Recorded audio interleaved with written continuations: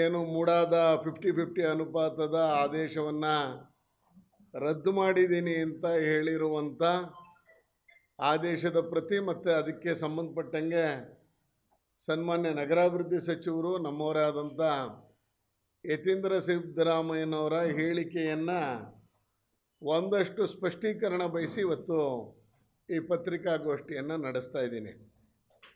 ಬಂಧುಗಳ, ಪ್ರಾರಂಭದಲ್ಲಿ ತಮ್ಮೆಲ್ಲರಿಗೂ ನನ್ನ ಕೃತಜ್ಞತೆಯನ್ನು ಧನ್ಯವಾದವನ್ನು ಅರ್ಪಿಸೋಕ್ಕೆ ಬಯಸ್ತೀನಿ. 2024ರ ಆವಾಗಿಂದ ಈ ಮೂಡಾದ ಹೋರಾಟವನ್ನು ಕೈಗೆತ್ಕೊಂಡು ಅನೇಕ ದಾಖಲೆಗಳನ್ನು ಬಿಡುಗಡೆ ಮಾಡಿ ಆ ದಾಖಲೆಗಳಿಗೆ ಅದನ್ನಿಟ್ಕೊಂಡು ಪುರಾವೆಗಳನ್ನ ಇಟ್ಕೊಂಡು ಮಾಡಿದ ಆರೋಪಗಳಿಗೆ ತಾವೆಲ್ಲರೂ ಅವತ್ತು ಧ್ವನಿಗೂಡಿಸಿದ್ರಿ. ಮತ್ತು ಇದನ್ನು ಇಡೀ ರಾಜ್ಯದಲ್ಲಿ ಈ ಒಂದು ಹಗರಣವನ್ನು ತಾವೆಲ್ಲರೂ ಬಯಲಿಗೆ ಎಳೆದಿದ್ರಿ ಬಂಧುಗಳೇ. ಅದೆಲ್ಲದರ ಪರಿಣಾಮ ಇವತ್ತು ಈ ಒಂದು ಆದೇಶ ಹೊರಗೆ ಬಂದಿದೆ ಅಂತ ಹೇಳಿದ್ರು ತಪ್ಪಾಗಲಾರ್ದು.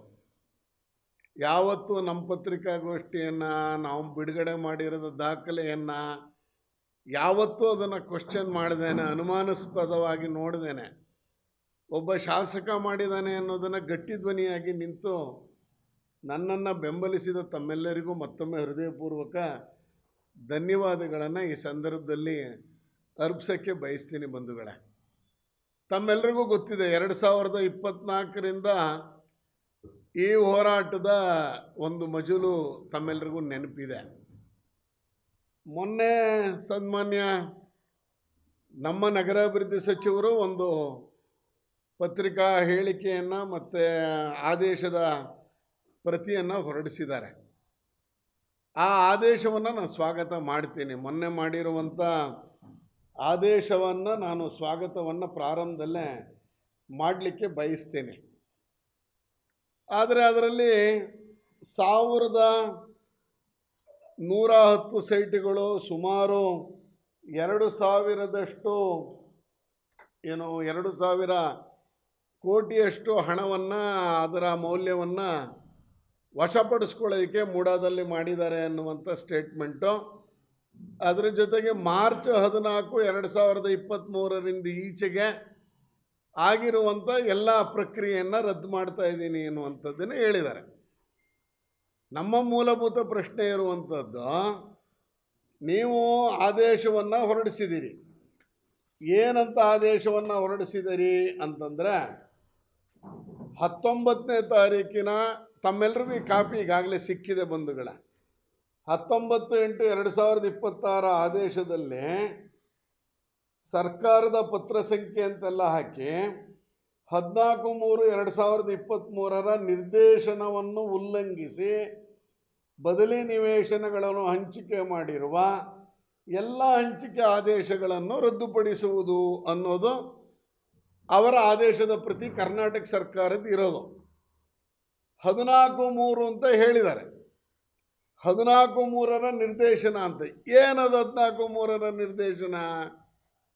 14/3 ಒಂದು ಆದೇಶ ನಿರ್ದೇಶನವನ್ನು ಕೊಟ್ಟಿದ್ದಾರೆ. ಈ 14/3 ನಿರ್ದೇಶನದಲ್ಲಿ ಏನು ಹೇಳ್ತಾರೆ ಅಂದರೆ, ಆಗಿನ ಸತೀಶ್ ಕಬಾಡಿ ಅನ್ನುವಂಥ ಸರ್ಕಾರದ ಅಧೀನ ಕಾರ್ಯದರ್ಶಿ ಪತ್ರವನ್ನು ಬರೀತಾರೆ. ಆ ಪತ್ರದಲ್ಲಿ ಹೇಳ್ತಾರೆ, ಮೇಲ್ಕಂಡ ನಗರಾಭಿವೃದ್ಧಿ ಆಯುಕ್ತರಿಗೆ ಬರೀತಾ, ಮೇಲ್ಕಂಡ ವಿಷಯಕ್ಕೆ ಸಂಬಂಧಿಸಿದಂತೆ ಮೈಸೂರು ನಗರಾಭಿವೃದ್ಧಿ ಪ್ರಾಧಿಕಾರವು ದಿನಾಂಕ 10/5/2019, 20/5/2019, 14/9/2020, 6/11/2020, 27/8/2021, 22/6/2022 ಇಷ್ಟು ದಿನಾಂಕಗಳನ್ನು ನಮೂದಿಸಿ ಪ್ರಾಧಿಕಾರದ ಸಭೆಗಳ ವಿವಿಧ ವಿಷಯಗಳಲ್ಲಿ ಬದಲಿ ನಿವೇಶನಗಳನ್ನು ಮಂಜೂರು ಮಾಡಲು ಪ್ರಾಧಿಕಾರವು ತೀರ್ಮಾನಿಸಿರುತ್ತದೆ. ಹಾಗೂ ಪ್ರಾಧಿಕಾರದ ಸದರಿ ಸಭೆಗಳಲ್ಲಿ ಮಾತ್ರವಲ್ಲದೆ ಹೆಚ್ಚಿನ ಎಲ್ಲ ಸಭೆಗಳಲ್ಲೂ ಇದೇ ರೀತಿ ನಿರ್ಣಯಗಳನ್ನು ಕೈಗೊಂಡಿರುವುದು ಸರ್ಕಾರದ ಗಮನಕ್ಕೆ ಬಂದಿರುತ್ತದೆ.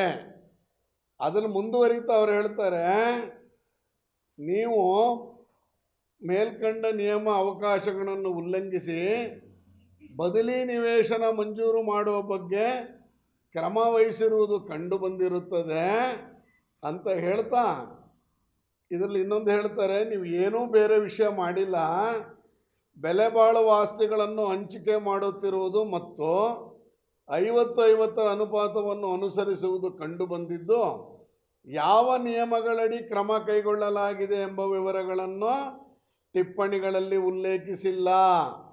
ತುಂಡು ಭೂಮಿ ಹಂಚಿಕೆ ಭೂ ಪರಿಹಾರವಾಗಿ ಬದಲಿ ಜಾಗ ನೀಡಿರುವ ಪ್ರಕರಣಗಳಲ್ಲಿ ಕಾಯ್ದೆ ಮತ್ತು ನಿಯಮಗಳಿಗೆ ಉಲ್ಲಂಘನೆ ಆಗಿದೆ ಅಂತ 14(3) ಬರೆದಿರೋದು.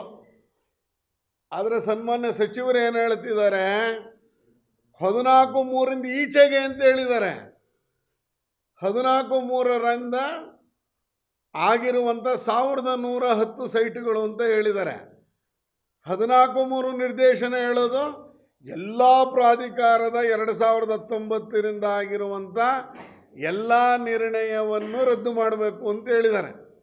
ಇದು 14(3)2023 ಕೊಟ್ಟಿರುವಂಥ ನಿರ್ದೇಶನ. ಅಂದರೆ ಈಗ ನೀವು ಚಾಲನೆ ಮಾಡಬೇಕಾಗಿರೋದು ಯಾವುದು ಅಂದರೆ 1110 ಸೈಟ್ ಅಲ್ಲ.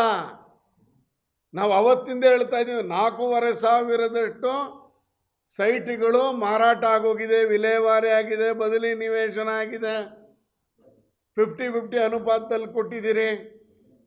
ಅಂದರೆ 2019 ಆಗಿರುವಂಥ ಎಲ್ಲ ಪ್ರಕರಣಗಳು ರದ್ದು ಆಗಬೇಕು. ಇದು ಸರ್ಕಾರದ ಆದೇಶ. ಇದು 2019 ಡೇಟ್ ಕೊಟ್ಟಿದ್ದಾರೆ ನೋಡಿ.